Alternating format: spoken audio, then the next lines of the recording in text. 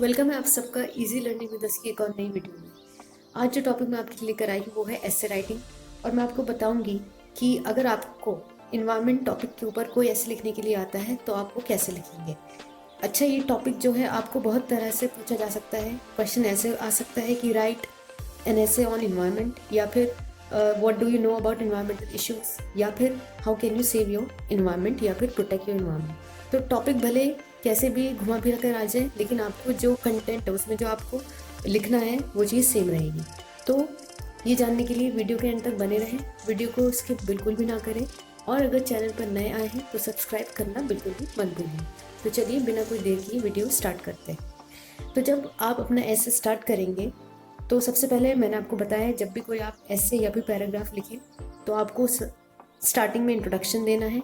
फिर जो भी टॉपिक आपको गिवन है, जिस भी टॉपिक पर आपको लिखना है, आप उसको थोड़ा डिटेल में डिस्कस करेंगे और लास्ट में आप कंक्लूजन देंगे।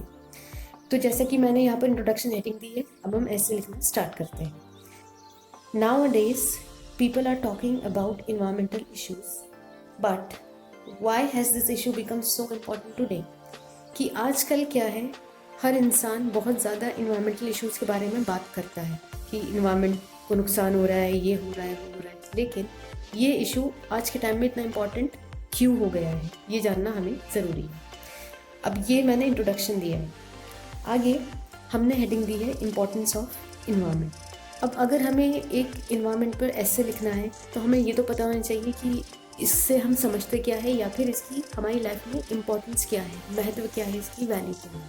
तो जैसा कि मैंने यहाँ लिखा है, we know that the environment includes not only human beings but air, water, plant, animals also. कि हमें ये पता है कि जो इन्वायरमेंट है वो सिर्फ इंसान मिलकर नहीं बना रहे इन्वायरमेंट, बल्कि उसमें एयर, वाटर, प्लांट और एनिमल्स भी इस इन्वायरमेंट का हिस्सा है। तो ये सभी लोग मिलकर जो है इन्वायरमेंट बनाते हैं। We truly can not understand the real worth of environment but we can estimate its importance in some ways. कि हम जो रियल वर्ल्ड इन्वायरमेंट की जो असली कीमत है उसको कभी नहीं समझ पाएंगे, लेकिन हम उसकी इम्पोर्टेंस को एस्टिमेट कर सकते हैं, उसका अंदाज़ा लगा सकते हैं कुछ तरीक़ों से। जैसे हम ये बताएंगे कि इन्वायरमेंट हमारे लिए क्या क्या करता है। It maintains the ecological balance and life cycle of earth. क्या करता है ये, कि ये इकोलॉजिकल बैलेंस को मेंटेन करता है और जो अर्थ की लाइफ साइकिल है उसको भी रेगुलेट करता है। We can say that the entire life support system of humans depends on environment. और हम ये कह सकते हैं कि इंसानों का जो पूरा लाइफ सपोर्ट सिस्टम है वो पूरी तरह से इन्वायरमेंट पर ही डिपेंड करता है। अगर इन्वायरमेंट अच्छा है तो इंसान की लाइफ भी अच्छी होगी, हेल्दी होगी। और अगर इन्वायरमेंट ख़राब है, पल्यूटेड है, डिग्रेडेड हो गया है, तो इंसान की लाइफ भी वैसे ही बन जाएगी। तो इस हेडिंग के अंदर हमने बताया कि इन्वायरमेंट क्या होता है और उसकी हमारी लाइफ में क्या वैल्यू है।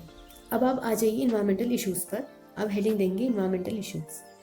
इसमें आप लिख सकते हैं, nobody can deny this truth that the entire planet is suffering due to pollution, global warming, deforestation and climate change. कि इस बात को, इस सच को कोई भी नकार नहीं सकता कि जो हमारा प्लैनेट है, अर्थ प्लैनेट है, वो सफ़र कर रहा है, उसे बहुत ज़्यादा नुकसान हो रहा है। किन किन बातों से, पोल्यूशन की वजह से, ग्लोबल वार्मिंग की वजह से, डिफॉरेस्टेशन की वजह से एंड क्लाइमेट चेंज। पोल्यूशन, प्रदूषण, हमें पता है कि आज कितना ज़्यादा हम लोग पोल्यूटेड हवा में सांस ले रहे हैं। और पोल्यूशन सिर्फ एयर पोल्यूशन ही नहीं है, वाटर पोल्यूशन है, नॉइस पोल्यूशन है, सॉइल पोल्यूशन है। तो हर तरह से जो पोल्यूशन है वो प्लैनेट अर्थ को अफेक्ट कर रहा है। फिर ग्लोबल वार्मिंग एक बहुत बड़ी चिंता है पूरी दुनिया के सामने, जिससे कि पूरी दुनिया इसको फेस कर रही है। फिर डिफॉरेस्टेशन, पेड़ जो है सबसे ज़्यादा काटे जा रहे हैं आज के टाइम में। और क्यों काटे जा रहे हैं, क्योंकि इंसान अपनी नीड्स को फुलफिल कर रहा है, अपने लिए कमर्शियल पर्पस के लिए पेड़ों को काटा जा रहा है। तो ये चीज़ बहुत गलत है, क्योंकि इससे बहुत ज़्यादा हमारे अर्थ को नुकसान हो रहा है और लास्ट में क्लाइमेट चेंज हो रहा है। अब ये इश्यूज़ हमने बता दिए, अब हम आते हैं इसके सॉल्यूशन पे। इससे पहले आप इसमें ये भी ऐड कर सकते हैं कि all these have greatly affected the environment and we need to find the solutions of all these problems. कि ये जो सभी मैंने ऊपर प्रॉब्लम्स बताई, ये हद से ज़्यादा एनवायरनमेंट को नुकसान पहुंचा रही हैं और हमें इन प्रॉब्लम्स का सॉल्यूशंस ढूंढना पड़ेगा।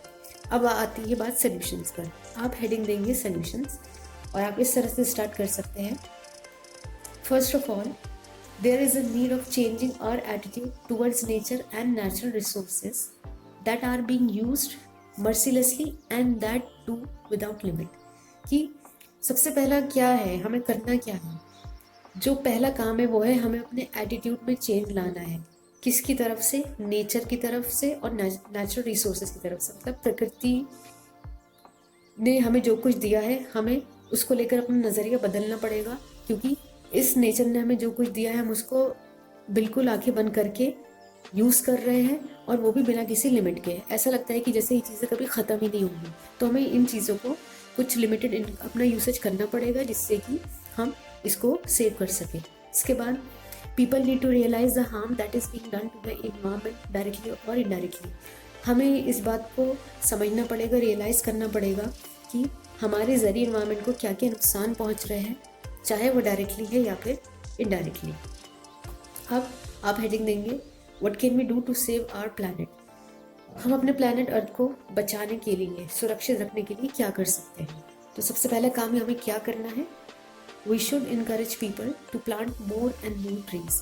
हमें लोगों को इनकरेज करना पड़ेगा, उन्हें प्रोत्साहित करना पड़ेगा। क्या करने के लिए? ज़्यादा से ज़्यादा पेड़ लगाने के लिए। जब पेड़ होंगे तो हमारा एनवायरनमेंट अच्छा होगा, साफ़ सुथरा होगा, हम अच्छी हवा में सांस ले सकेंगे, और उससे इनडायरेक्टली न सिर्फ इन्वायरमेंट सुधरेगा बल्कि इंसानों की जो लाइफ है वो भी सुधर जाएगी। इसके बाद awareness among people should be spread about the harms of deforestation and pollution of all types. अब लोगों को क्या काम करवाना है या उनको बताना है, करना है, ये तो हमने बता दिया, लेकिन उनको क्या काम करने से रोकना है हमें ये भी बताना है। वो क्या है? उनको डिफॉरेस्टेशन के नुकसान बताने पड़ेंगे। पेड़ काटने के आखिर नुकसान क्या है, ये बातें उन्हें बतानी पड़ेगी। और पोल्यूशन, जो अलग अलग तरह के पोल्यूशन है, उनके बारे में भी लोगों को अवेयर करना पड़ेगा। We need to use more public transport to reduce the number of personal vehicles which causes air pollution and harms the atmosphere. हमें लोगों को इस बात के लिए इनकरेज करना पड़ेगा कि वो पब्लिक ट्रांसपोर्ट का यूज़ करें, जिससे कि जो पर्सनल व्हीकल्स का नंबर है, जो उसकी संख्या है, वो कम हो सके। फिर उससे क्या होगा? जब लोग पब्लिक ट्रांसपोर्ट का यूज़ करेंगे तो एयर पोल्यूशन कम होगा और एटमॉस्फेयर को भी हार्म कम पहुँचेगा। अब लास्ट में आप देंगे कंक्लूजन।